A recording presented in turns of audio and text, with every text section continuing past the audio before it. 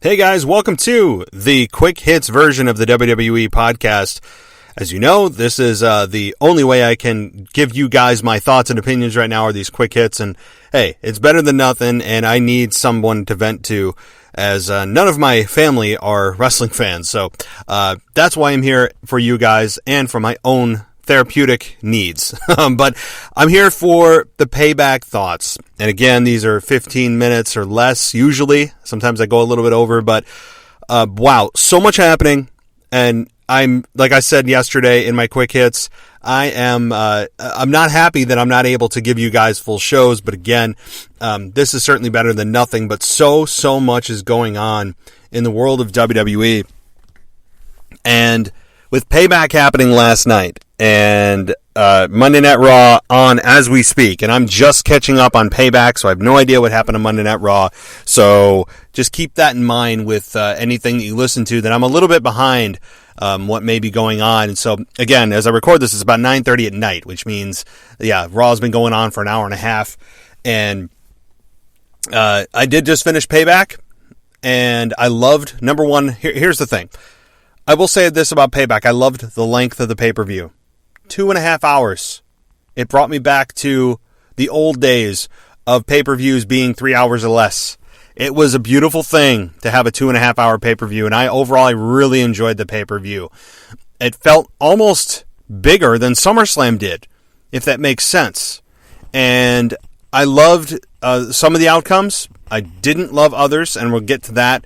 But I can't review every match because, well, this is a quick hits version of the show, and I got to condense my thoughts. But I will say this. Let me talk about the most important thing first, and that was Roman Reigns' Universal Championship win. I had a feeling, and I was hoping I was right, that Roman Reigns would win the Universal Championship. The Fiend held it for about a week. So those of you that are Fiend fans and are saying, hey, what the hell, why can't this guy get a fair shake with the championship? Well, you're going to have to wait a little bit longer, it seems, and maybe a lot longer with Roman Reigns at the helm. And I will say this. The match itself with Braun Strowman and Bray Wyatt, I really enjoyed. I actually enjoyed their portion of the match more than I did at SummerSlam. And the physicality was, again, off the page. I like Braun Strowman's look of the shaved head, but kind of like a stubble growing back. I'm glad the ponytail went by the wayside. This new Braun Strowman seems reinvigorated. He's not playing a heel. He is truly a heel. But is he really going to remain heel? We'll get to that in a minute. Again, as far as the match goes, it was great. Alexa Bliss is really a wild card here. She's gone back to like the old school NXT, first getting called up to the WWE main roster look. And it clearly is a callback to her old character. Does that mean she's also kind of a heel? Or she seems to be infatuated with the Fiend, with her twirling her hair and the way that Bray Wyatt has his dreads. There's certainly something there. I think there will be a love interest there, kind of a like a demon of hell, a queen of hell, I guess is where you would classify Alexa Bliss in that relationship. I think that there's something to be said there. Very interested to see where this goes, and she smashed Nikki Cross's mug, and I think that is indicative of something's not right in her head, and she has changed as well. I love the fact that WWE is consistent in the Fiend changing people. They have not swayed from that. I am very shocked that they have not swayed from that. Everyone that has come in contact with the Fiend, everyone has changed. Everyone. And that is such an awesome thing. And credit to creative for not swaying from this, from not deviating, for sticking by their guns, whether it's intentional or not, of making sure that the Fiend, in the character of the Fiend, actually changes other characters. And so far, so good. So congratulations to the creative for that. I mean, standing ovation. But here's what I think about Roman Reigns. Now, many of you, I had somebody comment to me, hey, how can Roman Reigns sign the contract after the match started? Well, you have to use your WWE brain. And this is certainly not the most egregious thing WWE has done. I mean, look back at the things WWE has done over the last, even month, and you would say this is not exactly on my, top 5 list. Especially things with Retribution and the awful security. We haven't seen or heard from Retribution in a while. That is interesting to me. But I'm very okay with the way this happened. And normally I've nitpicked this stuff. But here's the thing. The match already started, yes. But the match was in progress. If he was eligible for the match and he didn't sign until the match was in progress, I'm okay with that. Even though from a logistics standpoint, would something like this happen in professional sports? Of course not. But in WWE land, this is something that I'm okay with. It makes sense to me that you have a guy who's a heel now coming in the middle of the match or towards the end of the match, really, and saying, "Yeah, I'm in the match now," right? Like, I'm in this match. Let's do this. And it's a very heel thing to do. It further cements Roman Reigns as a heel. It doesn't seem like this is a facade or some kind of trickery that Roman Reigns is really a babyface. No. This is what a heel would do. A heel would wait until both guys are vulnerable, and that's exactly what he did. And I loved how it was done. Again, they did the Bray Wyatt, Braun Strowman spot where they did a superplex and the ring collapsed, right? I mean, how many times have they done this? It's been a while, right? I mean, okay, fine. It's been a while, but it's been done how many times? Like twice with Mark Henry and Big Show, and Big Show and Brock Lesnar the very first time, which was the best time it happened. I mean, this has happened a few times where it's like, okay, fine. Like, I get it. So I'm not even complaining about that. And Roman Reigns coming out when he did was just perfect. Again, I know the match was in progress, but he was eligible for the match. We haven't seen the contract. Does the contract say that he had to sign before the beginning of the match or he's ineligible? WWE is not going to go into that kind of detail, and really, I don't think they actually have to. For a guy that's actually very detail-oriented, this really didn't bother me for the simple fact that Roman Reigns is effing heel. Roman Reigns is heel. That supersedes a lot of stuff for me. That supersedes a lot of mistakes that they could make. It overlooks a lot of different things and puts a deodorant on a lot of mistakes in logistics and logic that they can make along the way. People don't realize how big of a deal this is. For WWE to put this guy on the heel side is something that they could milk for years. There is so much material that Roman Reigns has to work with. So much. And he doesn't have to worry about being awful on the mic. Because you can be awful on the mic as a heel. You just be yourself. Because you are naturally unlikable. Roman Reigns is naturally unlikable. There's nothing redeeming about his personality on air. Nothing.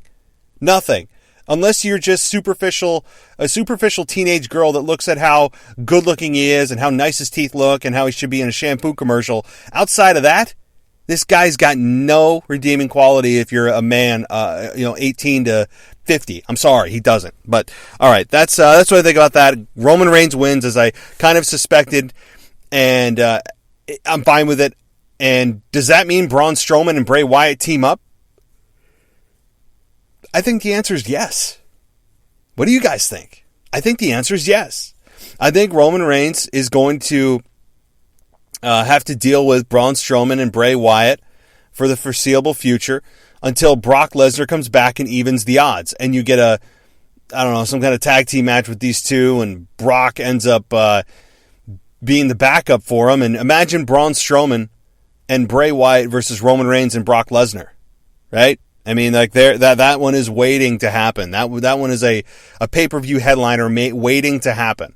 The championship may not be on the line, but Roman Reigns, there's just so much to deal with this. Okay, moving on. In the interest of time, I could go on and on about this. So, Keith Lee beating Randy Orton. Not a fan. I am not a fan of this. Many people are saying, "Oh, finally, they botched the Keith Lee debut, and now they're making good on it." First of all, I don't really think that they completely destroy Keith Lee on night one. I just don't. Having him get a win here, I know what they were going for. I get it.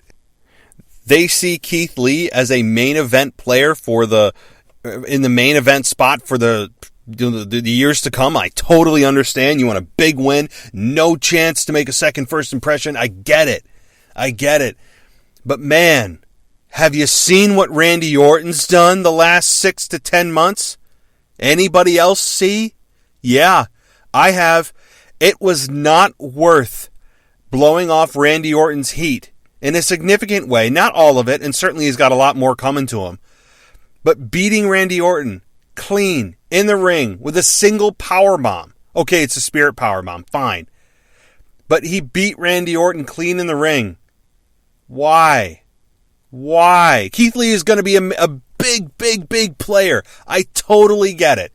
But why would you blow off your top heel's heat for a guy that's not going to go into a long-term program with Keith Lee, or go into a long-term program with Randy Orton? He's not. Drew McIntyre is going to stay there. So this may linger on for a couple of weeks until Drew McIntyre is out of the hospital, or maybe he's on Raw right now. I don't know. But why? This was not worth the squeeze. The juice was not worth the squeeze in this instance. Why would you take a guy that you have done masterful work with and done just such great work with in I don't think they've done this great a work with a heel in years, and they take a guy that just came up that many people, and this is just a fact, and I know you guys probably watch NXT, but the fact of the matter is there are a lot of people who watch Monday Night Raw or the main roster of SmackDown that don't know who Keith Lee is. And you're saying, whoa, well, now he knows where Keith Lee is. Well, yeah, we know who he is, but they're also thinking, that just made me go, okay, he's clearly a guy to be reckoned with, but why would they do this to Randy Orton, a guy they've been working on for years or months and months and months, and reinvigorating his career to a level that I don't think anyone expected, to have Keith Lee beat him unceremoniously? Why? That was a terrible idea. Terrible. Why would anyone other than Edge be the first one to beat him clean in the ring? Now I can't say that Randy Orton has not been beaten clean in the ring with a finisher. Why is Keith Lee, of all people, the first one to do it? It's not time to do that. That is not the time to do that. You build that up. That is a money outcome. Why? Because you want to pay to see Randy Orton get his ass kicked. You want to pay to see Randy Orton get hit with a finish and get cleanly beat in the ring. We've been waiting for that for months. And Keith Lee does it? Again, I'm not taking anything off against Keith Lee, but Keith Lee, in terms of a resume, in terms of household name value, in terms of just brand value, is not even in the same conversation, in the same stratosphere as Randy Orton. So look, I'm a Keith Lee fan. I love his work. He's going to be a big main deal and main eventer in the years to come. But not now. I know what they were doing, but why Randy Orton? Stay the hell away from Randy. This does not make any sense. Randy Orton had nuclear heat, and you have Keith Lee? Keith Lee. I know many of you, look what he's done in NXT, he's going to be a big star, oh my God. No. Randy Orton has a 20-year career that will never be mimicked by anyone. And has nuclear heat to the point where people are legitimately angry at this character and want to see somebody finally kick his head off, bloody him, and put him in a hospital. And you have Keith Lee beat him. No. It doesn't make any sense. They're going for the biggest impact. I understand what they're doing. They're making it a memorable debut so they can put this in a video package and you can say, wow, remember his debut? He beat Randy Orton on his debut. Not worth it, folks. Not worth it. At all. And Randy Orton is just, I don't know, he's standing at the ringside shocked. I mean, it's just, I was very unhappy about that. Very, very unhappy about the Keith Lee win. I know some of you are totally disagreeing. That's fine. But anyway, moving on in the interest of time. I'm coming up on against my 15 minutes. But having Sasha Banks and Bayley lose the tag team titles for the Raw or for the women's division, Totally saw that coming. I think many of us did. It is now, we are officially in full gear up to the Bayley Sasha disintegration mode. We are here. I mean, we're here. So, makes sense. The way that Sasha Banks and Bayley lost, having Sasha have her arm around Bayley to help choke her out. I mean, Shayna Baszler did it, but a magnificent submission, great finish, having them lose in a way that just magnifies the tension between the two. Now it's just Bayley's SmackDown Women's Championship that's left, and now I'm very interested to see what the conclusion of this blow-off is. WWE clearly not waiting until they're back in front of fans in an in-person capacity to pay this angle off.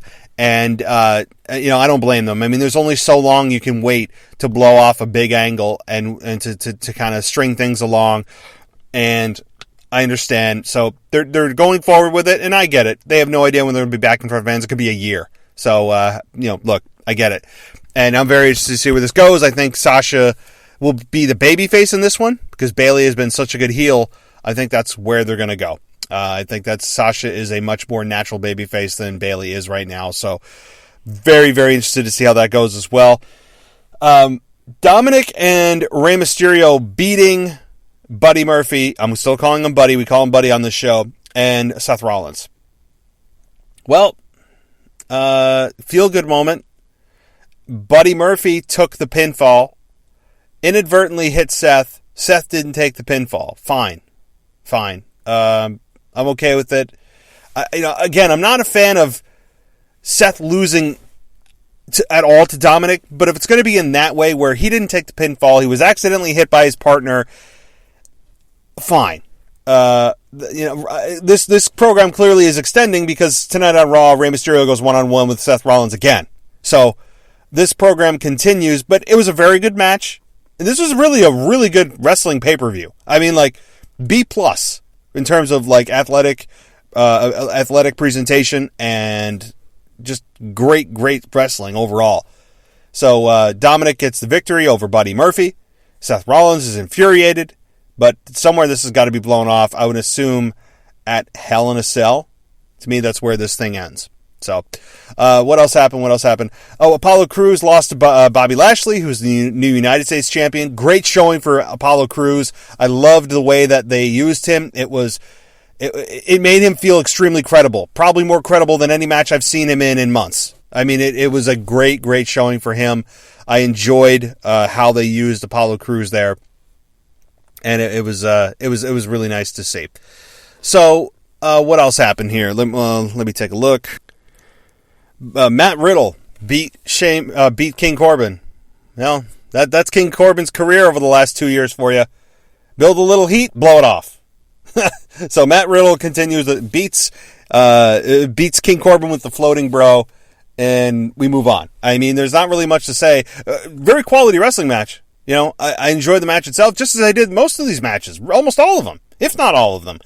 But Matt Riddle wins decisively, beats King Corbin, and the heat's gone. that's just King Corbin's career in a nutshell. I mean, this guy cannot catch a break for more than a week. WWE Creative just has no faith to put him in a position as a big heel. He's almost the laughing stock or the butt of every joke. He's kind of a not serious heel, so I don't take his character serious. So when he's beaten, it doesn't really feel like much. But this is about Matt Riddle and Matt Riddle only, really. Okay, Sheamus and Big E. Physical as hell. Somebody's going to die, by the way, when one of these times when Big E does the suicide dive outside the ropes. Someone's going to die. I mean, I'm not wishing it. I'm not hoping it. I hope nobody gets hurt. But my God, every time he does that, does he really need to do that? Oh, God, he scares me. Having Sheamus lose, I guess, made sense. I mean, certainly made sense with Big E on his singles career for the first time in his entire career, and I'm fine with it. The way he won with the big ending, decisive, no shenanigans, and I like how they also addressed, hey, you want to act a little more serious, that was brought up, and I think there's gonna be a turn to serious eventually for Big E. There has to be, right? As I've said it many times on the show, there has to be something definitive for Big E beyond the silly pancakes and the gyrating and the hip swiveling and all the stuff that's very cartoonish. And I know that WWE is afraid to move away from something that has been so successful, but you got to move out to grow. I feel so cliche and stomach churningly, huggable and warm and kumbaya saying that, but it's true, especially in a pro wrestling environment here. Like, Big E has to find his own identity, for God's sakes. I mean, he just does. So overall, guys, I really enjoyed the pay-per-view. It was a really, really good pay-per-view, and I think it was something that is a good launching point for the next one. So, guys, I wish I could continue. I went a little bit longer than normal here with the quick hits, but with Payback happening and so much happening, and Roman turning heel, and Alexa Bliss and Braun Strowman and Bray Wyatt and Randy Orton and Keith Lee had to come on here, and stay tuned to my Instagram for when I'm going to be doing these things and letting you guys know what's up. So, again, schedule the rest of the week. Tomorrow I'm going to try to pop on for Raw and at least do something like this to the best of my ability. And then nighttime seemed to be my good time to kind of sneak away and do these. But on Wednesday and Thursday, you'll have your normal schedule. Friday should have a normal schedule. And then I will be back for a full-blown massive show this coming Sunday. So look out. I'll be returning in 6 days for your listening pleasure. Back in my normal mic, back in my new little studio I've got. I say studio very loosely. I know many of you are picturing, what? You got a studio? Yeah, no, not really. But thank you guys so much for listening.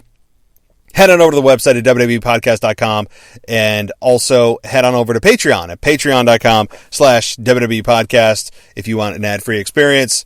But also check out The Botch Guy. Meant to plug him yesterday, I forgot.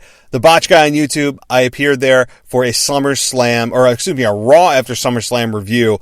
Check out his feed. I'm on there. You can check out the video. Great channel, by the way. And I did an interview with Chris Van Vliet last week, where we talked about his career, the current product, and a bunch more stuff. That was really awesome. Great to talk with Chris. Always is. So, guys, thank you so much for listening, and I'll be back soon.